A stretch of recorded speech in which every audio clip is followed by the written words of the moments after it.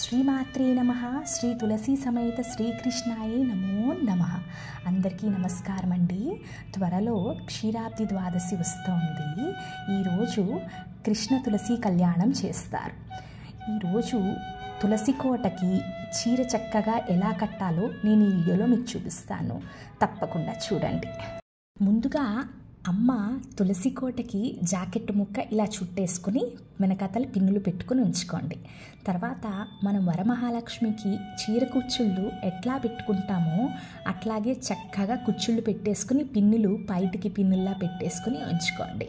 ఇప్పుడు కరెక్ట్గా తులసి కోట మధ్యలో పై భాగంలో ఒక తాడు తీసుకుని ఈ చీర చక్కగా కట్టేసి బయట పెట్టేయడమేనండి. అంతే, చాలా చాలా సింపుల్ తులసి కోటకి చీర కట్టడము. ఇలాగే చెయ్యాలని ఎక్కడా లేదండి. మామూలుగా తులసి కోటకి కూడా పూజ చేసుకోవచ్చు, లేదా చిన్న జాకెట్ ముక్క పెట్టుకునైనా చుట్టుకునైనా చేసుకోవచ్చు. ఈరోజు ఇలా చీర కట్టడం అండి చిన్న ముచ్చటండి. ఎందుకంటే మనం అమ్మవారిని ఎప్పుడైతే అలంకరిస్తూ ఉంటామో అమ్మ మురిసిపోతుందంట. అందుకనే లలితా సహస్రనామంలో కూడా చతుర్షష్ఠి ప్రచారాధ్య చతుర్షష్ఠి కళామయి అని పిలుస్తారు. అంటే 64 కళలలోని అలంకరణ చాలా ముఖ్యమైనది, అమ్మకి ఎంతో ఇష్టమైనది అని చెప్తున్నారు. అమ్మ నా బిడ్డలు నన్ను ఇంత బాగా అలంకరిస్తున్నారు అని మురిసిపోతుంది. ఇదంతా కూడా మనకి కుదిరితేనే, ఇది మన ఇష్టాల బట్టి, అంటే ఎలాంటి ఆర్భాటము లేకుండా అమ్మకి చిన్న ముచ్చట చేయడం అని. ఆర్భాటాలు లేకుండా అమ్మని అలంకరించుకోవడంలో తప్పు లేదు. మనం మనస్ఫూర్తిగా మంచిగా ఏ పని చేసినా అది దేవుడికే చేరుతుందండి.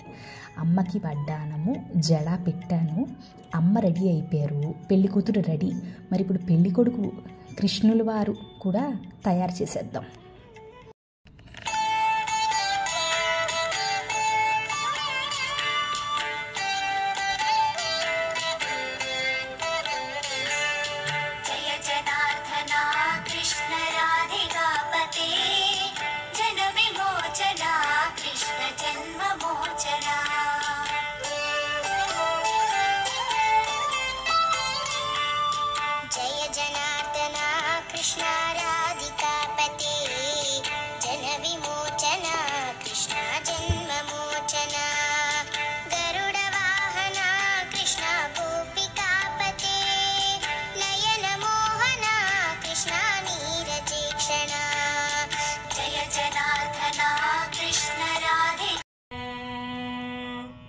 శతమానం భవతి భవతి శతమానగం శతమానం భవతి శతాయుః శతాయుర్భవతి శతమానగం శతమానం భవతి శతాయుః శతమానమితి శతమానం భవతి శతాయుః శతాయుర్భవతి భవతి శతాయుః పురుషః పురుషः శతాయుర్భవతి భవతి శతాయుః పురుషः శతాయుః పురుషః పురుషः శతాయుః శతాయుః పురుషः శతేంద్రియః శతేంద్రియః పురుషः